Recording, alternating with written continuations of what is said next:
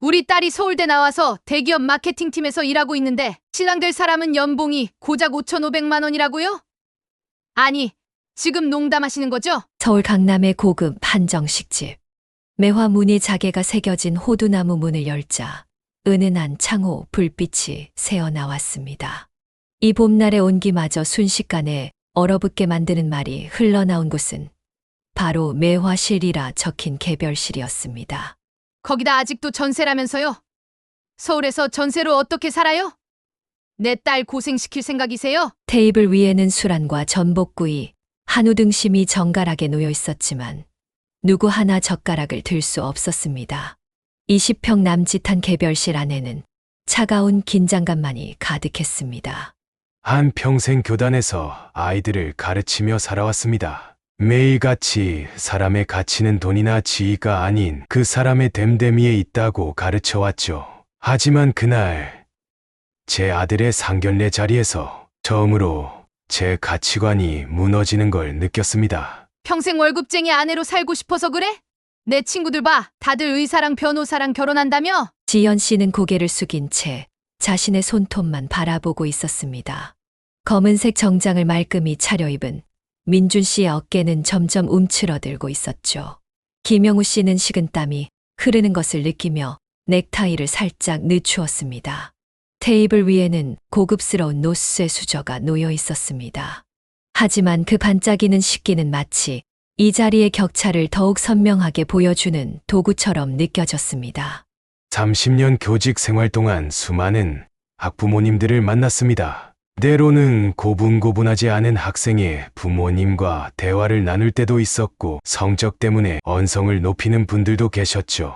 하지만 이런 경험은 처음이었습니다. 제가 평생을 바쳐 가르쳐온 가치관이 이 각박한 세상에서는 오히려 제 아들의 발목을 잡게 될 줄은 꿈에도 몰랐습니다. 김영우 씨가 보내온 사연의 첫 부분입니다. 5년간의 연애 끝에 맞이한 상견례 자리. 하지만 그 자리는 한 교육자가 평생 믿어온 가치관이 무너지는 시작점이 되고 말았습니다.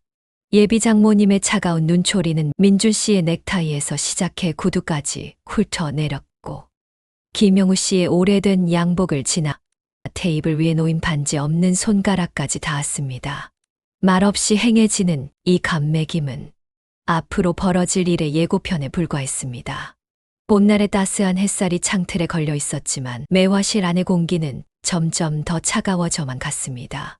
오늘 이 자리가 어떻게 끝이 날지 아무도 예상하지 못했던 그 순간이었습니다. 1985년 제가 처음 교단에 섰을 때만 해도 세상은 지금과는 많이 달랐습니다. 서울 변두리의 한 중학교 교사로 부임했을 때 월급은 28만 원이었죠. 허름한 연립주택 반지하방에서 시작한 교직 생활. 돈은 적었지만 마음만은 늘 풍성했습니다. 30년 전 서울의 변두리. 초록색 칠이 벗겨진 교문을 매일 아침 여는 것으로 하루를 시작했다는 김영우님. 먼지 날리는 운동장과 삐걱거리는 나무 계단을 지나며 매일 학생들과 마주했습니다. 그땐 정말 순수했습니다. 아이들의 눈빛만 봐도 가슴이 뭉클했어요. 부모님께 받은 간식을 나누어 먹는 학생들의 모습에서 인간미를, 땀 흘리며 운동장을 뛰는 모습에서 패기를 보았죠. 그때는 돈이나 지위가 아닌 사람의 됨됨이를 보는 게 당연했습니다. 그러던 어느 날, 한 제자의 부모님이 찾아오셨습니다. 시골에서 감자 한 소쿠리를 들고 오신 학부모님이 계셨어요. 선생님 덕분에 우리 애가 달라졌다며 눈시울을 붉히시던 모습이 아직도 생생합니다. 그때는 그런 마음이 통했습니다. 감자 한 소쿠리의 무게가 어떤 명품 가방보다 귀했죠. 민준이가 태어난 건 제가 교직 생활을 시작한 지 5년째 되던 해였습니다. 늦둥이 아들이라 더욱 소중했죠. 낮에는 학교에서 학생들을 가르치고 밤에는 집에서 민준이를 키우면서 제가 깨달은 게 있습니다. 교육이란 결국 사람의 마음을 키우는 일이라는 것을. 아들을 키우면서도 같은 마음이었습니다. 물질적으로 풍족하진 않았지만 바른 가치관을 심어주는 게 더 중요하다고 믿었죠. 그래서 더 많은 시간을 아들과 이야기하려 했고, 작은 것에도 감사하는 마음을 가르치려 했습니다. 하지만 세상은 빠르게 변해갔습니다. 아파트가 들어서고 학원가가 형성되고 부동산 가격이 치솟기 시작했습니다. 90년대 후반, 갑자기 집값이 오르기 시작하면서 학부모님들의 이야기도 달라지기 시작했습니다. 선생님, 우리 애 강남 파락군으로 전학시키려고 하는데 하시는 분들이 늘어났죠. 그때부터였을까요? 교육의 의미가 조금씩 변질되기 시작한 게 퇴직을 앞둔 2015년에는 이런 말까지 들었습니다. 선생님은 너무 순진하시다고, 요즘은 그런 가치관 가지고는 살기 힘들다고. 그때는 그저 웃고 넘겼습니다. 제가 믿어온 가치가 틀리지 않다고 확신했으니까요. 하지만 그 말씀이 이렇게 현실이 될 줄은 몰랐네요. 김영우님의 목소리가 잠시 떨립니다. 30년간의 교직 생활을 회상하는 그의 눈가에 맺힌 것은 단순한 그리움이 아닌 시대를 향한 안타까움이었을지도 모릅니다. 민준 씨가 초등학교 3학년이 되던 해, 그의 인생에 큰 영향을 미칠 사건이 있었다고 합니다. 그날은 분명 맑은 가을 날씨였습니다. 민준이가 학교에서 돌아와 처음으로 자신의 처지를 깨달은 듯한 질문을 던졌죠. 아버지, 저는 왜 다른 친구들처럼 큰 아파트에서 살지 못하나요? 그 질문 앞에서 한참을 말을 잇지 못했습니다. 교사였던 저와 전업주부였던 아내의 수입으로는 서울에서 작은 빌라가 전부였으니까요. 그날 저녁, 아들의 방에 들어가 이야기를 나눴습니다. 집의 크기는 중요하지 않아. 내가 커서 어떤 사람이 되느냐가 더 중요한 거란다. 그 말을 들은 아들은 그저 고개를 끄덕였을 뿐이었지만 그날 이후로 공부방 책상에 앉아 있는 시간이 부쩍 늘었다고 합니다.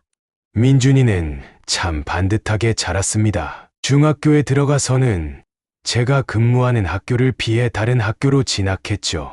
아빠가 선생님인 아들이라는 꼬리표가 싫었나 봅니다. 그때는 서운했지만 지금 생각해보면 그 나이에 벌써 자기 길을 찾아가려 했던 거겠죠. 고등학교 때는 더욱 대단했습니다. 새벽 5시면 혼자 일어나 도시락을 싹 가지고 다녔어요. 과외 한 번 받지 않고도 상위권 성적을 유지했죠.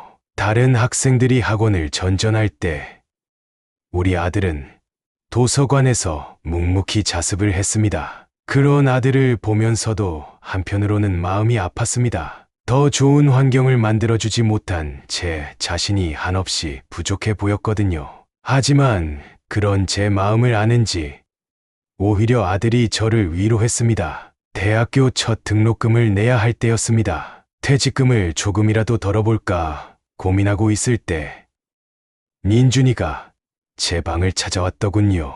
아버지, 제가 장학금을 받았어요. 등록금 걱정 안 하셔도 됩니다. 30년 교직 생활 중에 제가 받은 가장 큰 선물은 바로 그 순간이었습니다. 민준 씨는 대학 4년 내내 장학금을 놓치지 않았고 졸업 후에는 대기업 회계팀에 입사했습니다.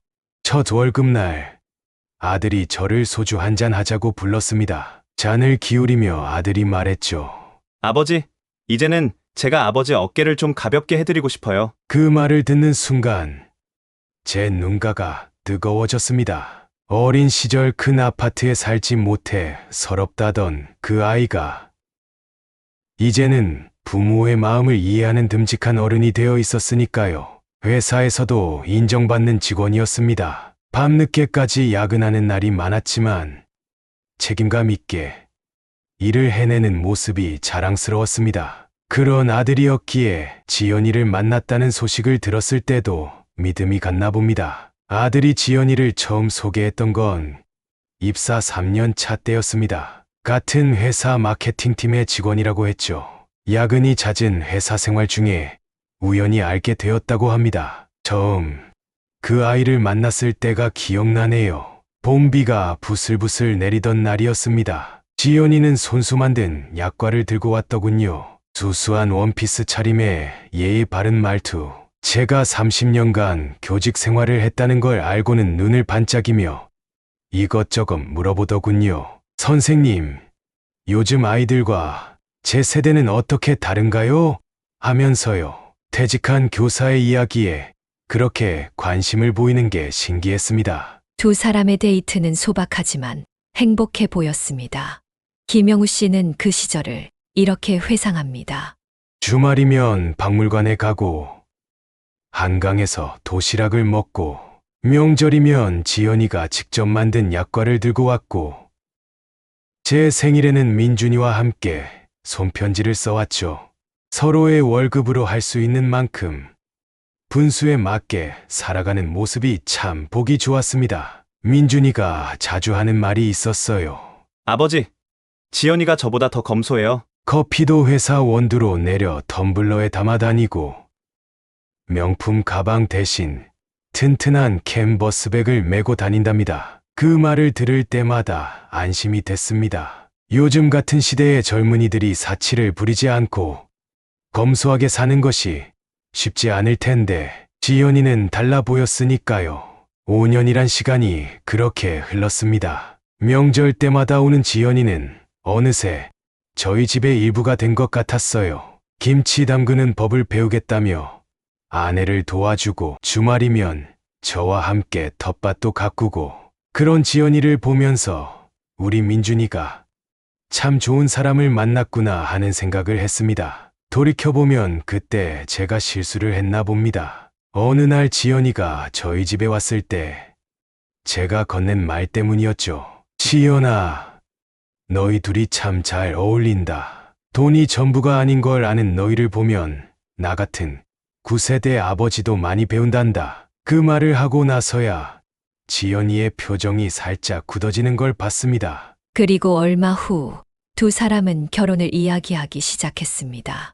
아들이 제 방을 찾아왔습니다. 아버지, 제가 지연이와 결혼하고 싶습니다. 그 말을 들은 순간 왜인지 모를 불안감이 스쳤습니다. 하지만 곧 그 생각을 지워버렸죠. 5년이면 충분히 서로를 알 수 있는 시간이라 생각했으니까요. 게다가 지연이는 우리 집안 형편을 잘 알면서도 한 번도 불평한 적이 없었습니다. 그리고 일주일 후 상견례 날짜가 잡혔습니다. 봄비가 부슬부슬 내리던 그날, 그때는 몰랐습니다. 제가 믿었던 모든 것들이 그날로 무너지게 될 줄은.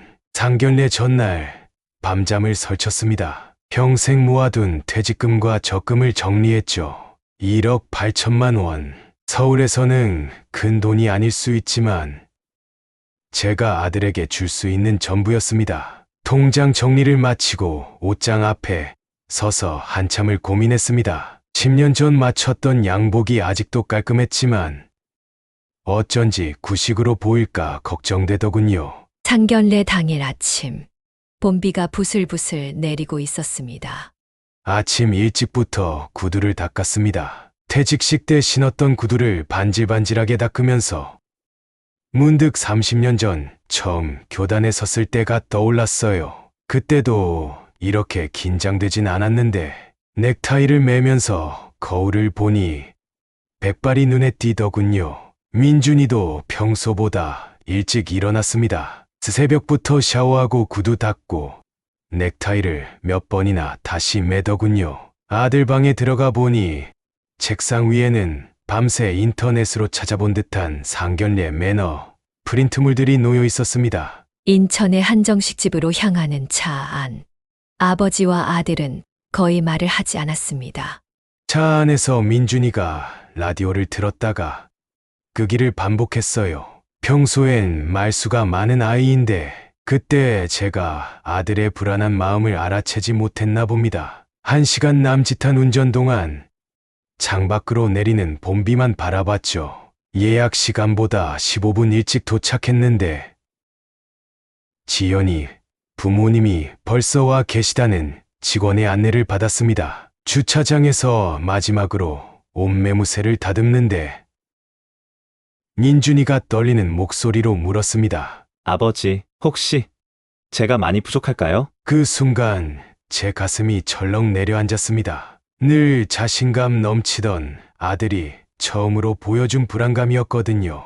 아들의 어깨를 토닥이며 넌 누구보다 성실하고 진실된 아들이야. 자부심을 가져도 좋아라고 말해주었지만 어쩐지 제 목소리도 떨리고 있었습니다. 지정된 개별실 앞에 섰을 때 문 너머로 들리는 말소리에 긴장이 되었습니다. 고급스러운 한정식집 특유의 은은한 향이 풍겨왔지만 왠지 숨이 막히는 듯 했어요. 민준이가 조심스레 문을 열었고 김영우 씨의 목소리가 잠시 멈췄습니다.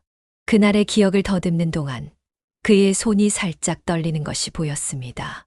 문이 열리는 순간 예비 장모님의 날카로운 시선이 저희를 위아래로 훑었습니다. 지연이는 고개를 숙인 채 손수건만 만지작거리고 있었고요. 그때 이미 알아차렸어야 했나 봅니다. 이 자리가 단순한 상견례가 아니라 우리 부자의 인생이 완전히 뒤바뀌게 될 시작점이 될 거란 걸. 처음에는 그저 어색한 인사가 오갔습니다. 예비 장인어른은 단정한 차림에 무덤덤한 표정이었고 예비 장모님은 진주 목걸이에 브로치까지 갖춘 화려한 차림이었죠. 테이블에 자리를 잡고 앉는 동안 장모님의 시선이 제 오래된 양복을 흐르는 게 느껴졌습니다. 개별실 안에는 고급스러운 한정식 세트가 차려져 있었습니다. 하지만 누구 하나 편히 젓가락을 들 수 없는 분위기였죠. 찻잔이 놓이고 냉수가 따라졌습니다. 그때 예비 장모님이 입을 여셨죠. 아이고, 멀리서 오시느라 고생하셨어요. 그런데 선생님이셨다고 하셨나요? 네, 중학교에서 30년간 교편을 잡았습니다. 라고 대답했더니 예비 장모님의 표정이 미묘하게 변했습니다. 마치 제가 예상했던 것보다 더 형편없는 직업이라는 듯한 표정이었죠. 그러면 지금은 일은 안 하시고 계신 거네요? 퇴직하셨다고. 동네에서 어르신들 한문 가르쳐 드리고 있다고 말씀드렸더니 예비 장모님의 눈빛이 더욱 차가워졌습니다. 그리고는 곧바로 민준이를 향해 날카로운 질문을 던지셨죠. 그런데 민준 씨는 지금 어디 사세요? 지금은 역삼동에서 월세로 살고 있습니다. 우리 애랑 같은 회사에서 만났다고 들었는데 연봉은 얼마나 되죠? 만나자마자 다짜고짜 노골적인 질문들을 하여 당황을 했으나 민준이는 차분하게 대답했습니다. 현재 5,500만 원 정도 됩니다. 그 말이 나오자마자 예비 장모님의 숨이 거칠어지는 게 느껴졌습니다. 마치 폭발 직전의 화산처럼 저는 재빨리 말을 받았습니다. 그건 걱정 마세요. 제가 민준이에게 결혼 자금으로 하고 말을 꺼내려는 순간 예비 장모님이 손을 들어 제 말을 막으셨습니다. 그리고는 대뜸 언성을 높이시더니 말씀하셨죠. 우리 딸이 서울대 나와서 대기업 마케팅팀에서 일하고 있는데 신랑 될 사람은 연봉이 고작 5,500만 원이라고요? 아니, 지금 농담하시는 거죠? 그 순간 식당의 온기가 순식간에 얼어붙는 것 같았습니다. 지연이는 고개를 숙인 채 손수건만 만지작거렸고 민준이의 얼굴은 창백해져 있었죠. 하지만 예비 장모님의 말씀은 계속되었습니다. 거기다 아직도 전세도 아니고 월세라고요? 서울에서 월세로 어떻게 살아요? 내 딸 고생시킬 생각이세요? 30년간 교단에 서면서 수많은 학부모님들을 만났지만 이렇게 노골적인 비하는 처음이었습니다. 민준이가 얼마나 성실하게 일하고 있는지, 앞으로의 가능성이 얼마나 큰지 이런 이야기를 하고 싶었지만 목구멍까지 올라온 말이 좀처럼 나오지 않았습니다. 식사는 시작되자마자 엉망이 되었습니다. 술 하나 건드리지 못한 채 예비 장모님의 질문 공세는 계속되었죠. 아니, 37살이나 먹고도 모아둔 돈이 그게 전부예요? 우리 지연이보다도 적다니. 어디 가서 얘기하기도 창피하네. 숟가락 소리 하나 나지 않는 침묵 속에서 예비 장모님의 목소리만이 날카롭게 울렸습니다. 지연이는 어머니의 소매를 살짝 잡아 끌며 만류했지만 너는 가만히 있어. 엄마가 다 너 걱정돼서 하는 소리야. 내 친구들 봐. 다들 의사랑 변호사랑 결혼한다며? 평생 월급쟁이 아내로 살고 싶어서 그래? 그때 민준이가 조심스레 입을 열었습니다. 장모님, 제가 지연이와 5년을 만나면서 한 번도 돈 때문에 다툰 적이 없습니다. 저희는 그러니까 답답하다는 거예요. 연애할 때하고 결혼은 다르죠. 서울에서 월세로 시작해서 어떻게 살아요? 애는 어디서 키우게? 학원비는 어떻게 되고? 저는 더 이상 참을 수가 없었습니다. 떨리는 목소리로 말씀드렸죠. 죄송하지만 제가 아들에게 1억 8천만 원을 결혼자금으로 마련했습니다. 민준이도 6천만 원 정도 모았고요. 둘이 힘을 합치면 뭐요? 2억 4천. 그거 가지고 뭘 어쩌겠다는 거예요? 강남 애들 학원비가 얼만 줄 아세요? 전셋값은 또 어떻고? 아니, 이런 걸 제가 일일이 설명해야 하나요? 예비 장모님의 말씀이 이어질 때마다 민준이의 어깨는 점점 더 움츠러들었습니다. 제 아들이 이렇게 작아지는 모습을 보는 것이 너무나 가슴 아팠습니다. 참 제가 이런 말은 정말 안 하려고 했어요. 꼭 딸 가지고 장사하는 것 같아서. 근데 저희 딸이 1억 8천만 원짜리밖에 안 되나요? 아니, 그래도 우리 딸이 서울대에 모아둔 돈도 있고, 그런데 저는 솔직히 서울에 있는 20평대 아파트라도 하나 들고 오는 사위를 바라긴 했어요. 순간 제 귀를 의심했습니다. 딸의 값어치를 매기듯 하는 그 말에 30년간 가르쳐온 제 모든 가치관이 무너지는 소리가 들리는 것 같았습니다. 김영우 씨는 잠시 말을 멈추었습니다.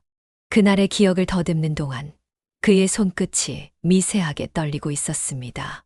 민준이의 눈가에 맺힌 눈물을 보았습니다. 그리고 그 순간 제가 결단을 내려야 할 때라는 것을 깨달았습니다. 30년 교직 생활 동안 수많은 학부모를 만났지만 이런 경험은 처음이었습니다. 천천히 자리에서 일어나며 제 목소리가 떨리지 않도록 깊게 숨을 들이마셨습니다. 그 순간 개별실 안의 모든 시선이 김영우 씨를 향했습니다.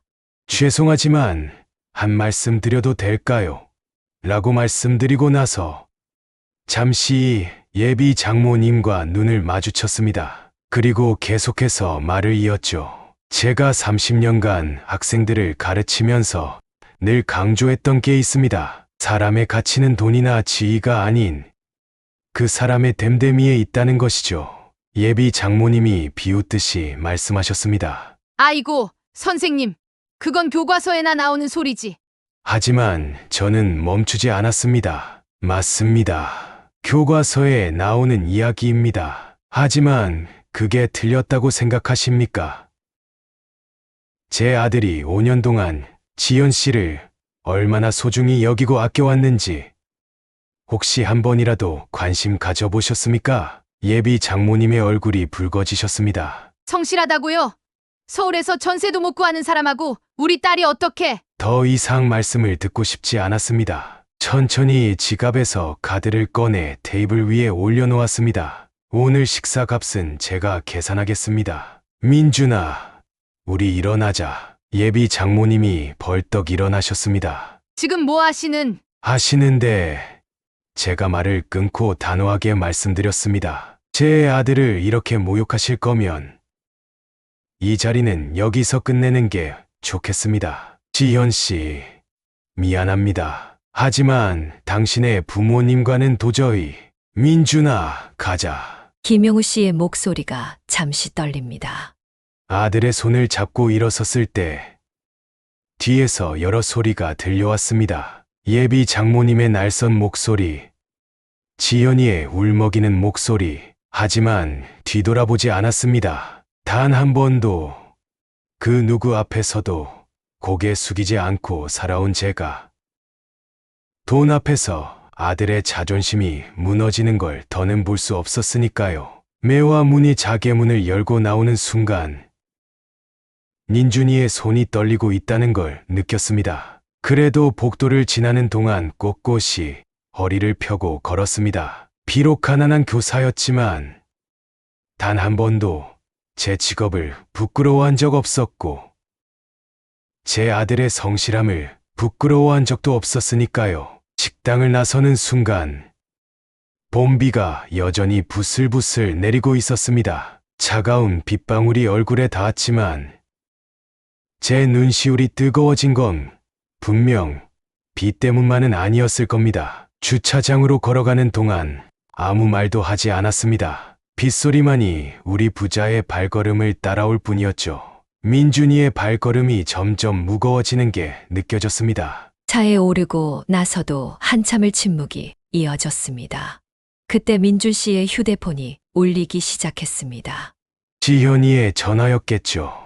하지만 아들은 전화를 받지 않았습니다. 달리는 차 안에서 백미러로 아들의 표정을 살폈습니다. 그러다 신호대기에 차가 멈췄을 때 아버지, 죄송합니다. 그제서야 아들의 눈에서 눈물이 흘러내렸습니다. 30년을 교단에 서면서 수많은 눈물을 봐왔지만 이렇게 가슴 아픈 눈물은 처음이었습니다. 아빠가 미안하다. 내가 이런 모욕을 당하게 해서 라고 말했더니 민준이가 고개를 저었습니다. 아니에요. 제가 아버지 체면을 깎았잖아요. 교직 생활 30년 하시면서 그런 말씀 한 번도 들어본 적 없으셨을 텐데. 차를 잠시 길가에 세웠습니다. 더 이상 운전에 집중할 수가 없었거든요. 아들을 바라보니 마치 초등학교 3학년 때 근 아파트에 살지 못해 서럽다던 그 어린 시절의 모습이 겹쳐 보였습니다. 민준아, 아빠가 너한테 해준 게 없어서 늘 마음에 걸렸다. 좋은 집에서 살게 해주지도 못했고 과외 한번 시키지도 못했고 그래도 내가 바르게 자라준 게 늘 자랑스러웠단다. 아버지, 저는 정말 행복했어요. 아버님이 제 아버지라는 게 자랑스러웠고. 아들의 말이 끝나기도 전에 휴대폰이 또다시 울렸습니다. 이번에는 지현이의 어머니였습니다. 발신자 이름을 본 민준이의 얼굴이 굳어졌죠. 받지 말까요? 민준이가 조심스레 묻더군요. 저는 천천히 고개를 끄덕였습니다. 어차피 이 상황은 피할 수 없을 테니까요. 그때는 몰랐습니다. 이 통화가 우리 부자의 인생에서 또 다른 전환점이 될 거라는 걸. 때로는 가장 아픈 순간이 우리를 더 단단하게 만드는 법이니까요. 비는 여전히 내리고 있었지만 김명우 씨의 표정은 이상하게도 담담해 보였습니다. 마치 오랜 시간 고민해온 숙제를 마침내 풀어낸 것처럼 그의 눈빛에는 이제 더 이상의 흔들림이 없었습니다. 민준이가 떨리는 손으로 휴대폰을 들었습니다. 스피커폰으로 설정하는 바람에 차 안에 예비 장모님의 날카로운 목소리가 울려 퍼졌죠. 민준 씨, 지금 뭐 하는 거예요? 우리 지연이가 얼마나 울고 있는지 알아요? 죄송합니다만 어머님께서 너무하신 것 같아서. 내가 너무했다고? 내가 뭘 잘못 말했는지 모르겠네. 사위될 사람 조건을 물어보는 게 뭐가 잘못됐다는 거예요? 우리 지연이 앞날을 걱정하는 엄마가 이상한가? 옆자리에서도 들릴 만큼 큰 목소리였습니다. 민준이의 손이 떨리는 게 보였습니다. 더는 참을 수가 없어 아들의 손에서 전화기를 받아 들었습니다. 아니, 당신들이 무슨 체면이 있다고 첫상견례에서 그렇게 나가버리면 어떡해요? 체면이고 뭐고 다 던져버리신 거네요. 죄송하지만 제가 말씀드려도 될까요? 제 목소리가 흔들리지 않도록 애썼습니다. 잠시 통화 음성만이 울리다가 예비 장모님이 대답하셨습니다. 아, 선생님이세요? 네, 제가 던져버린 건 체면이 아니라 제 아들을 모욕하는 자리였습니다. 교육자로서 30년을 살면서 배운 게 있다면 돈의 액수로 사람의 가치를 매기지 말라는 것입니다. 예비 장모님의 목소리가 더욱 높아졌습니다. 아이고, 또 교육자 타령이세요? 현실은 다르다니까요. 서울에서. 맞습니다. 현실은 냉혹합니다. 하지만 우리 민준이는 지연 씨를 5년 동안 한결같이 사랑했고 앞으로도 그럴 겁니다. 다만 이제는 뭐요? 이제는 그 마음을 접어야 할 것 같네요. 귀한 따님을 우리 같은 집안과 맺어주긴 어려우시겠죠. 죄송합니다. 전화를 끊은 후 차 안은 다시 깊은 침묵에 빠졌습니다. 빗방울이 유리창을 두드리는 소리만이 울릴 뿐이었죠. 한참 만에 민준이가 떨리는 목소리로 말했습니다. 아버지, 제가 지연이를 정말 사랑했는데 아들의 어깨가 흔들리기 시작했습니다. 30년 교직 생활 동안 이런 마음의 상처를 어떻게 치유하는지 수없이 가르쳐 왔지만 정작 내 아들의 상처 앞에서는 아무 말도 할 수가 없었습니다. 그날 이후로 며칠 동안 민준이는 회사에 나가지 못했습니다. 아침마다 넥타이를 매고 출근 준비를 하다가도 현관문 앞에서 멈춰 서곤 했죠. 지연이와 마주칠까봐 두려웠던 거겠죠. 지연 씨는 계속해서 문자를 보내고 전화를 걸었습니다. 김영우 씨는 그중 한 통화를 이렇게 기억하고 있습니다. 어느 날 제가 전화를 받았습니다. 지연이의 흐느끼는 목소리가 수화기 너머로 들려왔죠. 아버님, 제가 부모님을 설득해 볼게요. 시간을 좀 주세요. 제발. 지연아, 넌 참 착한 아이야. 하지만 이게 우리 모두를 위한 길일 거야. 제 말에 지연이가 더 크게 흐느꼈습니다. 아버님, 저도 민준 오빠를 사랑해요. 제가 포기하면 누가 오빠를 이해해주고 사랑해줄 수 있겠어요? 가슴이 미어졌습니다. 지연이의 진심이 느껴졌기에 더욱 그랬죠. 하지만 저는 알고 있었습니다. 이미 돌이킬 수 없는 강을 건넜다는 걸. 사랑한다고 다 되는 건 아니더구나. 너희 부모님 말씀도 일리가 있어.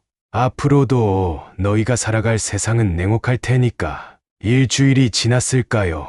민준이가 사직서를 들고 제 방을 찾아왔습니다. 아버지, 제가 너무 나약했죠? 아니다. 내가 용기 있는 선택을 한 거야. 그렇게 말해주긴 했지만 아들의 얼굴에 드리운 그늘이 쉽게 거칠 것 같진 않았습니다. 지연이가 어제 문자를 보냈어요. 어머님이 강남에 사는 의사를 소개시켜 주신다고. 아들의 목소리가 떨렸습니다. 그동안 참았던 감정이 터져 나오는 걸까요? 민준이가 계속해서 말했습니다. 전 정말 지연이를 행복하게 해줄 수 있다고 생각했어요. 돈이 전부가 아닌데 세상이 왜 이런가요? 세상이 잘못된 게 아니라 우리가 너무 순진했던 거야. 아빠가 미안하다. 너를 이 각박한 세상에 맞서 싸울 수 있게 키우지 못해서. 그러자 민준이가 고개를 들었습니다. 눈물 섞인 목소리로 말하더군요. 아니에요. 전 아버지처럼 살고 싶어요. 돈보다 중요한 가치가 있다는 걸 가르쳐 주셔서 감사합니다. 그날 이후 민준 씨는 새로운 직장을 알아보기 시작했습니다. 아버지에게 받은 결혼 자금은 스스로의 의지로 돌려주었고 작은 원룸으로 이사를 했다고 합니다. 그로부터 1년이 지났습니다. 아들은 퇴사 후 잠시 방황하는 듯 했지만 오히려 그 시간이 전화위복이 되었습니다. 평소 관심 있던 IT 공부를 시작했고 6개월 만에 더 좋은 회사에 취직했죠. 민준 씨의 인생에 새로운 변화가 찾아온 것입니다. 아버지, 이번에 연봉이 30% 올랐어요. 게다가 스톡옵션도 받았습니다. 아들의 얼굴에 다시 생기가 돌아오고 있었습니다. 지난 1년간 지연이의 소식은 가끔 동료들을 통해 들려왔다고 합니다. 지연이가 어머님이 소개해주신 그 의사와 결혼한다고 해요. 강남에 40평대 아파트도 있고 어머님이 원하시던 그런 사위를. 많이 아프니? 제가 물었더니 민준이가 씁쓸한 미소를 지으며 대답했습니다. 아뇨. 이제는 괜찮아요. 그때 아버지께서 해주신 말씀. 이제야 이해가 됩니다. 더욱 놀라운 변화는 따로 있었습니다. 아들은 이제 회사 일도 열심히 하면서 퇴근 후에는 청년 창업 교실에서 무료 강의도 하고 있더군요. 자신처럼 힘들어하는 청년들에게 도움을 주고 싶다나요? 아버지, 저번에 제가 강의할 때 한 학생이 그러더라고요. 선생님은 참 따뜻한 분이시네요라고요. 그 말을 들으니 아버지가 떠올랐어요. 얼마 전에는 우연히 지연이 어머님을 마주쳤습니다. 백화점 식품관에서였죠. 어머, 선생님, 그동안 잘 지내셨어요? 네, 덕분에요. 지연이는 잘 지내나요? 제가 물었더니 잠시 망설이다가 대답하시더군요. 네, 강남에서 잘 살고 있어요. 그런데 웃는 날보다 우는 날이 더 많은 것 같네요. 그 말을 듣는 순간 마음 한켠이 아려왔습니다. 세상의 기준에 맞춰 선택한 길이 꼭 행복으로 이어지지는 않는다는 걸 그제야 깨달으신 걸까요? 그렇게 시간이 흘러 오래 초 민준이가 저에게 조심스레 말을 꺼냈습니다. 아버지, 제가 새로 만나는 사람이 있어요. 순간 가슴이 철렁 내려앉았습니다. 지난번의 기억이 떠올랐기 때문이겠죠. 그런데 민준이의 표정이 어딘가 달랐습니다. 전과는 다른 차분함과 자신감이 느껴졌어요. 청년 창업 교실에서 만났어요. 제가 회계 강의를 하는데 그쪽에서 실무 자문을 해주시는 분이에요. 처음엔 서로 업무적으로만 알고 지냈는데 아들의 목소리에서 설렘이 느껴졌습니다. 하지만 동시에 불안함도 스쳤죠. 지난 상처가 떠올라서일까요? 아버지, 걱정 마세요. 이번에는 달라요. 서로의 가치관을 먼저 알아보았어요. 그분도 돈이나 지위보다는 사람의 됨됨이를 중요하게 생각하시더라고요. 그래. 근데 왜 이렇게 떨리는 목소리니? 제가 묻자 민준이가 잠시 머뭇거리더니 말을 이었습니다. 사실 그분 아버님도 전직 교사셨대요. 서울 변두리 중학교에서 30년간 아이들을 가르치셨다고 해요. 제가 그 이야기를 듣는 순간 아버지 생각이 났어요. 순간 제 마음속에서 무언가가 울리는 듯했습니다. 마치 오래된 교실의 종소리처럼 민준이는 계속해서 이야기를 이어갔습니다. 처음 제가 강의를 시작했을 때 그분이 이런 말씀을 해주셨어요. 선생님은 참 따뜻한 분이시네요. 돈 버는 법만 가르치시는 게 아니라 같이 고민하고 응원해 주시는 게 느껴져요라고요. 그 말을 전해 듣는 순간 제 마음속의 불안이 조금씩 녹아내리는 것을 느꼈습니다. 어쩌면 그날의 상처가 우리 아들을 더 깊이 있는 사람으로 만들어준 걸지도 모르겠다는 생각이 들었죠. 아버지, 이번 주말에 그분을 한번 뵐 수 있을까요?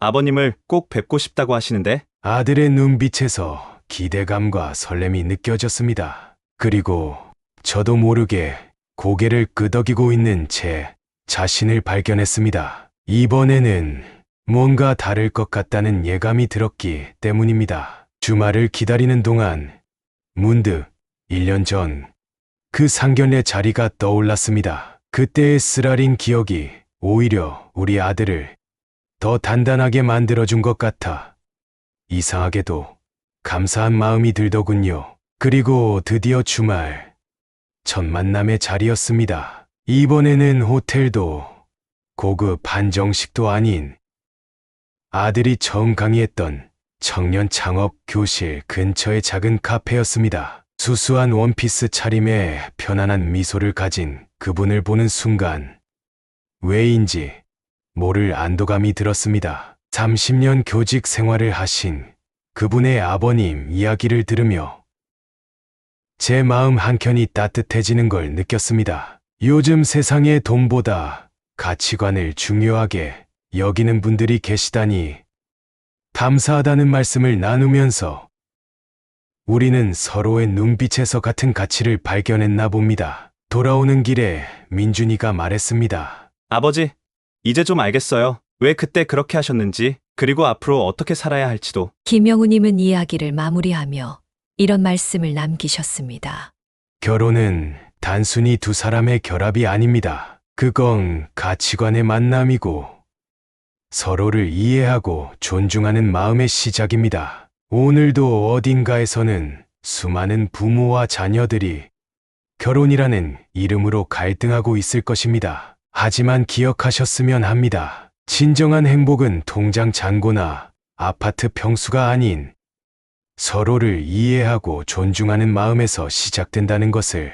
여러분도 비슷한 경험이 있으신가요? 혹은 주변에서 이런 이야기를 들어보신 적 있으신가요? 댓글로 여러분의 이야기를 들려주세요.